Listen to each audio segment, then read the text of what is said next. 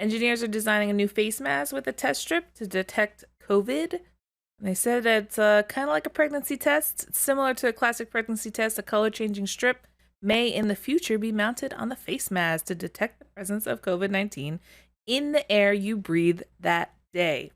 So it's allowing everyone to self monitor their environments that they pass through. So you can tell if you've been to some place that might have been exposing you to COVID-19.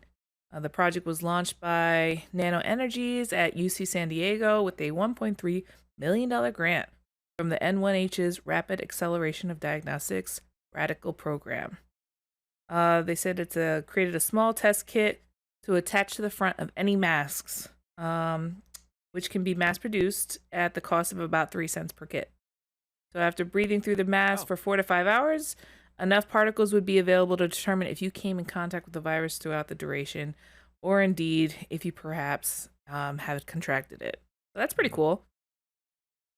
I want them to be like rainbow color. That's all I want to hear. I want to hear that, like, when you see, like it hits your mask and all of a sudden it's like, so why do you have a rainbow on your face? All right, we got to get the hell out of here. We're done with this place. It's got COVID in it. Yeah, or like, neon green would be great. Something looks radioactive. Does it come with a warning sound? Pew, pew. They should have the stuff that they use for banks, like when you steal the bank bag or whatever and it explodes like powder on the dye, yeah. Oh, the dye. Blue dye. Just blue dye explodes on your mask. Yeah. They also got they said that Miami team's able to bring back basketball fans back to arenas with the COVID sniffing dogs that they've got. And they said with these truly potent pooches, Miami Heat will be able to allow some ticket holders in to watch their games, provided they get an A-OK from a team of COVID-19 sniffing dogs. Oh, they're so cute. I thought dogs could catch it. Like, is Well, that kind of a bad thing? Like, they're sniffing it says several countries have already trained dogs to sniff out COVID-19, and the combination of masks, socially distanced seating maps, and the canines means around 2,000 lucky fans get to cheer on their home team next week. Next week? What? I think people are so thirsty for next week.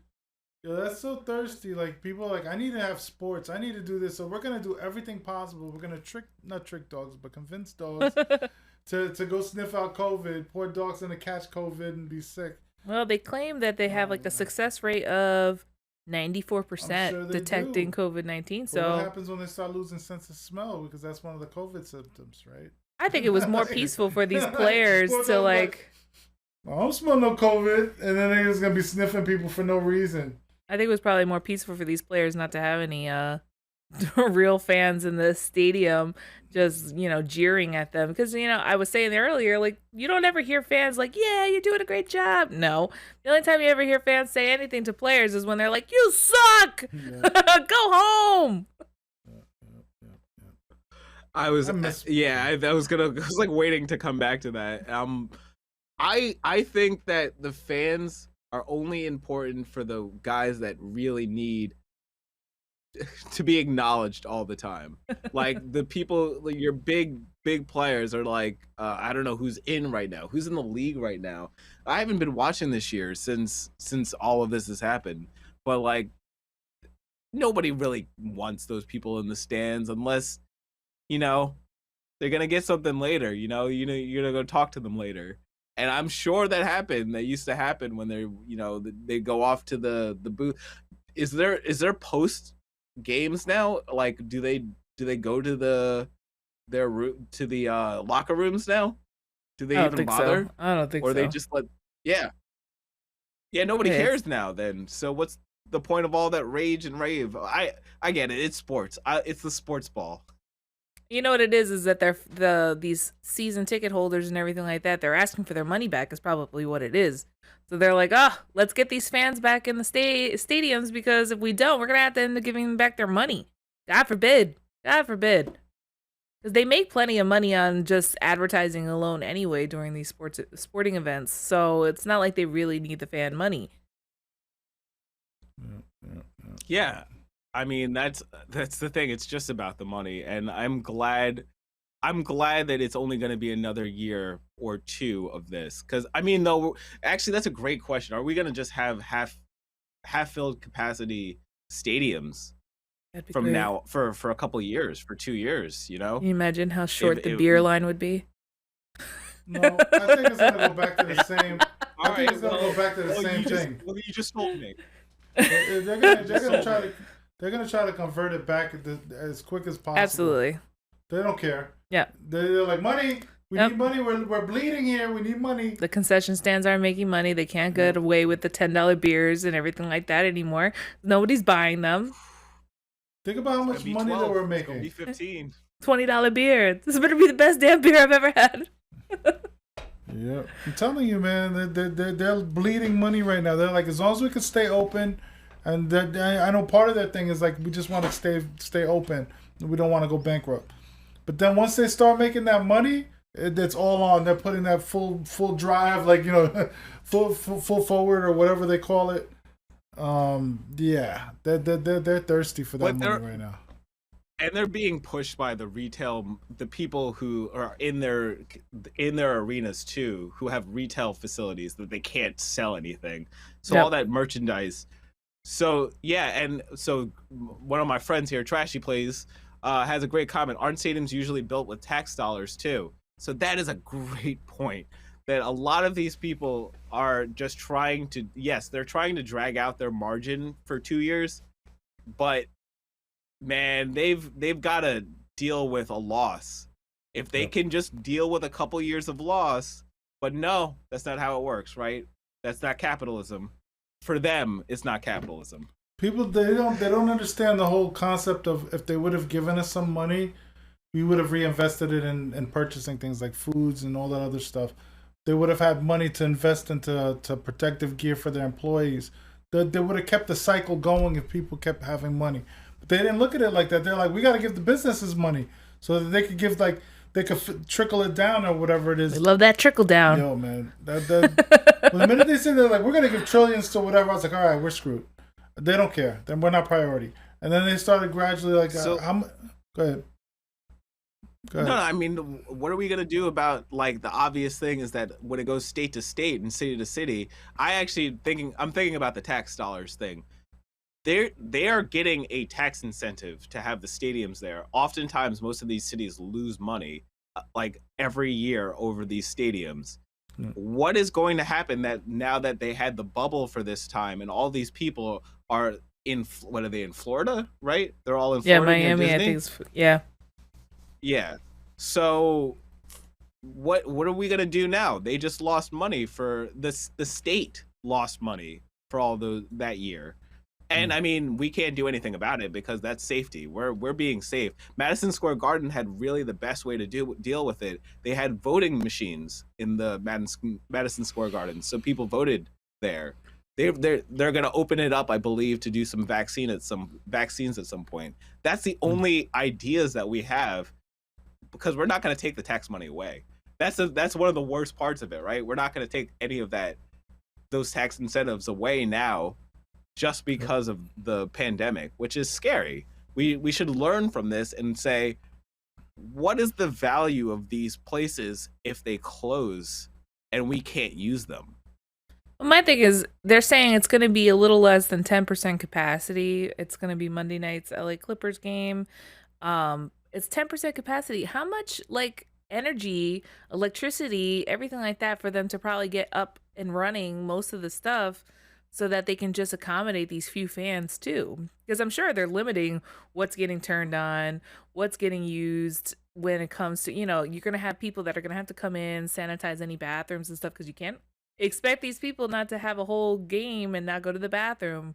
You know, you're going to have these people you're employing too that are coming back. Is it really going to be worth it financially for them to do all this for a 10% capacity just to get people in? Plus the special dogs that they're going to have to sniff the air to make sure that there's no COVID.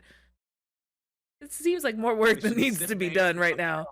They're making money on TV though, right? For something else. Aren't they making money on TV though? Like, the only reason why they're keeping it going is because they still make revenue from television. Yeah, but they were doing it without fans. They had the pop-up people. Did you ever see the pop-up people? they had in stands. They were just like cutouts money. and stuff like that they were putting. Than the pop-up people. It's crazy, man. I think it probably just comes down to like these season ticket holders are like, we want our money back. There's seasons are going by and we're not taking any advantage of that. So why should we pay? Same thing with like these colleges that are still trying to charge tuition for kids living on campus and they're not living there. Yes. Yep. Yeah, absolutely. That I can attest to personally. I know people who are in that situation. Yeah. All right. So what's our last one would be Bernie Sanders memes. Leave it to Bernie to make money off of the memes, okay? Leave it to Bernie. He's now raised over $1.8 million for charity, okay? This should have been our president. I'm really like, I wish this man was our president. But Bernie's hunkered down image captured and decorated photographer Brendan, I can't say your name, Mr. Smilowski, was soon photoshopped into classic paintings like Edward Hopper's Nighthawks and Botticelli's Birth of Venus. He's been inserted into contemporary pop culture with winks and nods to Sex and the City, Twilight, Game of Thrones, and Where's Waldo. He's even been swapped into Sharon Stone's infamous cross-legged hot seat pose from Basic Instinct. You gotta be kidding. He quickly added the image of the line of merchandise on his website, and with all the proceedings benefiting Vermont-based charities, including Meals on Wheels and senior citizen advocacy programs. Sweatshirts, tees, stickers sold out in less than 30 minutes. Not surprised. He reported raised around $1.8 million in the span of 5 days. 5 days, $1.8 million. Wow, that's crazy. That's crazy. That's the burn. Feel the burn. I respect it. I just gotta respect the man for realizing that he just saw hell. You know, you got me in a picture. It was 3 seconds. Got me in a picture. I'm gonna do what I can with it. That's all. I really think that he looked the way he did was because he was mad he wasn't putting a hat on. Because that man would have had a hat on too if he could have gotten away with it. He was like, let me not put my hat on, because he would have had a hat on too. It's just so. And the lady who sells the mittens, I know, she just made them for him, but people were like soliciting her to make mittens, and she's like, she's like, I don't do this all the time. She's like, I just made him some mittens because he looked like he needed some mittens. Trashy got it best. Bernie selling out to Big Mitten. He's now part of the 1%. They're giving him lots of money now for those mittens. Right. He sold out. He sold out. He's super mean man. No, I don't know. I love Bernie. Oh man, I wish we had like. I'm just glad that he's going to be the Senate's. Sorry about that. I'm just blanking for a second. The fact that he's going to be so important in the Senate right now and actually running the economic part of our committee from now on. Yeah, he's in charge of the money. Though it's going to be 50-50. Thank you. I'm at my tired point. Like I hit my tired point like 20 minutes ago. But no, but I'm just glad that's happening because I didn't want him on the cabinet. I just want to be very specific. I think that he should stay in the Senate and be making sure that we're doing actually economic stuff for people instead of doing probably what would be an ambassador role, most likely if he was in the cabinet. So that's all. I'm just happy that we're gonna do something. Yeah, I'm happy that he's making them nervous. He's making them real nervous over there. Like the little guy named Bernie Sanders from Vermont. He's gonna be the one making sure the money goes where it's supposed to be going. That and the attention. I like that. I want him to keep getting attention. Yes. Man. Just keep getting him attention so that whatever he says, people hear it. You know what I mean?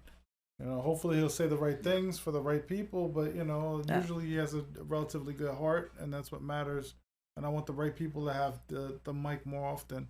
Yeah. This man's been working for us before we even knew he was working for us. He's been fighting harder than before you was even paying attention for it. Yep. You're gonna say that again. Say that again, Theresa, because it broke up a little bit. No, I was saying he's been fighting for us before we were even paying attention to what the fight was. He's been fighting for us for so long.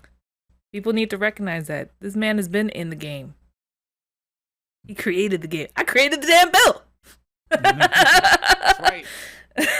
Now he's gonna write the damn budget, and that's what's gonna matter. He's gonna write the damn budget.